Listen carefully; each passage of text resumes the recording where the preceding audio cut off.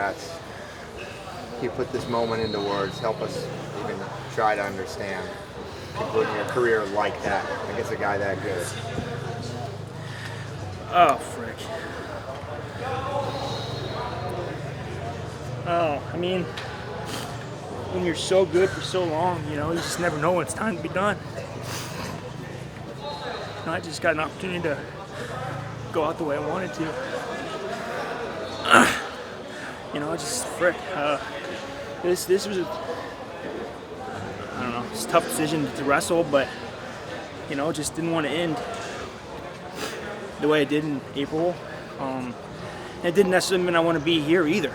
I just want to have the chance just to finish on my terms. So coming in this knowing this is it. I was hyper focused on wrestling Sedgwick and just the game script of what I thought, how the match went different. Should have wrestled like that match, So I felt like this was a chance at redemption. This match was, So, I just never went to a tournament thinking, anything but first. But getting a chance. It's a world final caliber match, And today was obviously not my best wrestling, but I felt like in that match that was. And I think just, thinking, frick, I'm really tired, sore. I really think about why I came here. It's good insertion. Get a cowboy up, and I had 6 minutes to just wrestle the way I want to. And of all the matches I wrestled, I felt like finally first time this year, I had a lot of clarity there. A lot of real clear clarity of exactly what I was going to do and how I was going to wrestle, and I was able to execute that. What do you want people to remember you about as a wrestler? I was just a little kid, just like every other little kid that starts. I just always dreamed of greatness.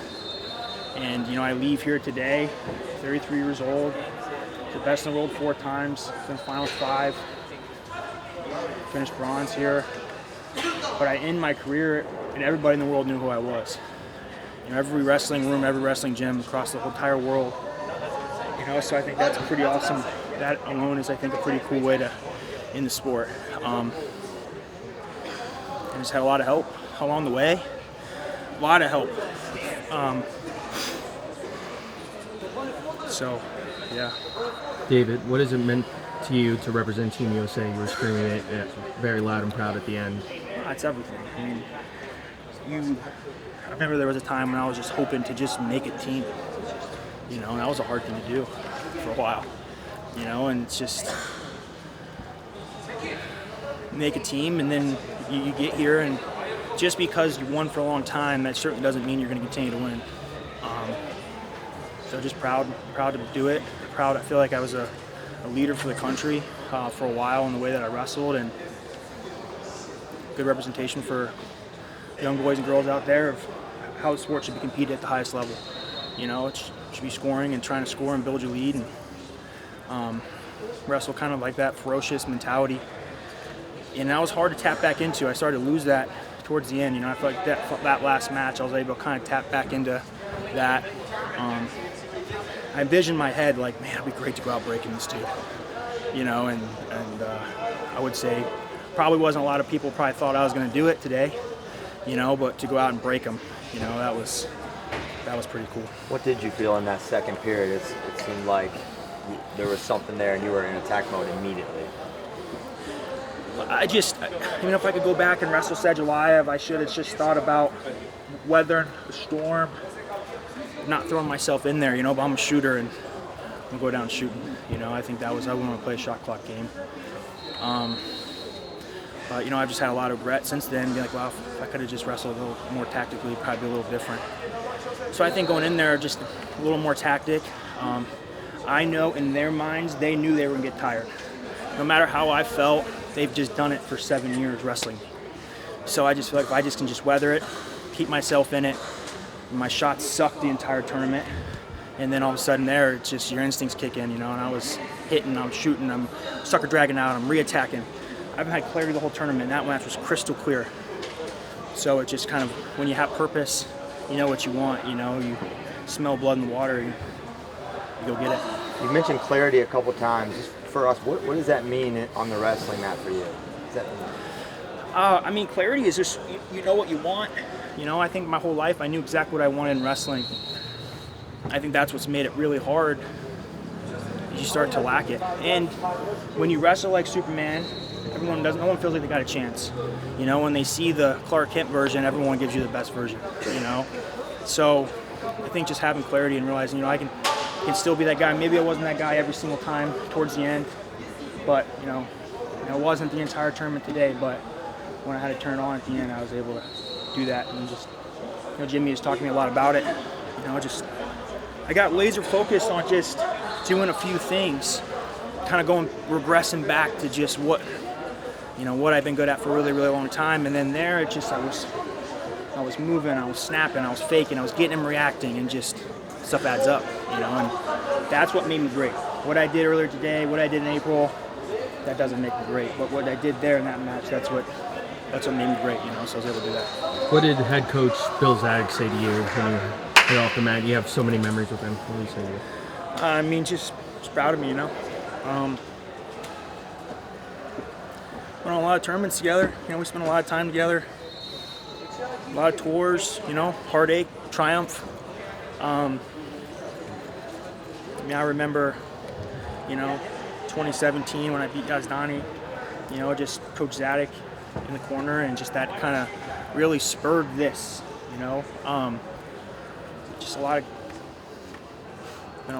long road, you know. So Coach Zadig was just really supportive of me in my journey, and towards the end gave me the flexibility that I thought I needed. Maybe I needed a little less flexibility, but you know, he just was. He's really, really great to work with.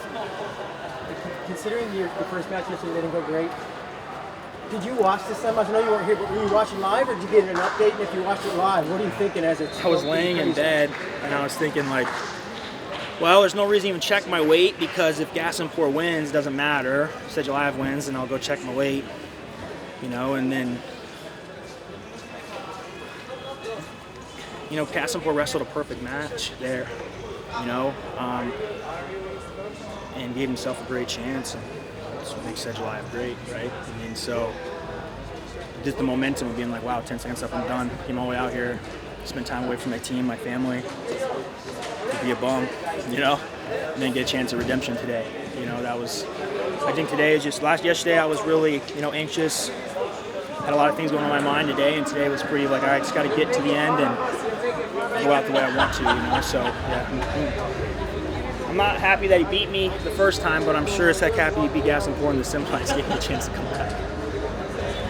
What does it mean, and what I should say is the impact that you left on not just the U.S. wrestling, but you know, the whole wrestling community? Because, you know, you heard Iran fans saying we love you, David, and just to come together because of your wrestling style. What does that mean to you that a different fan base is going to cheer on for you no matter what? I think you respect the effort that I put in, the way I wrestled. You know, I wasn't just skating by. You know, I was trying to dominate people for a long time. You know, I think there's a lot of respect element to that. Brought a lot of folk style into freestyle. You know, hopefully Americans continue doing that. I think we have a big advantage there. And just a lot of respect, you know, respect for them too. I mean, a lot of my training revolved around wrestling Yazdani. You know, like he pushed me towards the end. You know, without each other, we didn't really have a lot that we were doing there for a couple of years. You know, it was just each other. We were pushing each other. We were trying to find each other way to get better. He was trying to get better. I was trying to get better. It's micro adjustments. You know, that was a match that the whole world. I mean, I've been a part of these matches where the world stops and they watch. You know, I've been on the good side of it, I've been on the bad side of it, but that's what makes wrestling, you know, so, yeah, appreciate the support. I know you are officially retired. Just kind of a weird question, but the decision not to go through the shoes off, taking your shoes off on the mat. I mean, obviously I know it's something that wrestling's always done. You know, I think you know, people they predetermine it, and a lot of times they go out losing, you know, knowing that's when they're going to put their mat, and, you know, my focus was wrestling, you know, and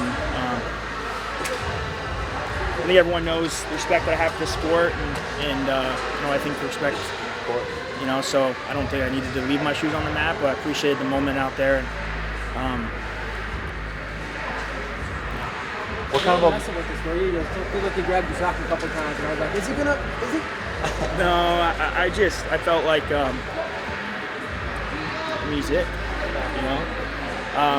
You know, and I think also retirement is like, I'm not done in wrestling. You know, I'm not leaving my shoes out there. I got a recruiting visit tomorrow. You know, I'm flying home on Friday. We got guys at Oklahoma State this weekend. You know, hopefully gets a couple commitments. That'd be pretty sweet. You know, but yeah, I'm not done in wrestling. I'm done competing. My time competing is done, but my time in wrestling, my shoes are gonna be on Monday in practice room. You know, helping these next guys. Zahid's gonna be here on Monday. You know, so you know I got to help him now. You know, hopefully share this time with him. Hopefully we can get out here and compete at this level. You know, so just and everybody, the whole team. So my shoes are not done. I'm not retired from the sport of wrestling. I don't do that anymore.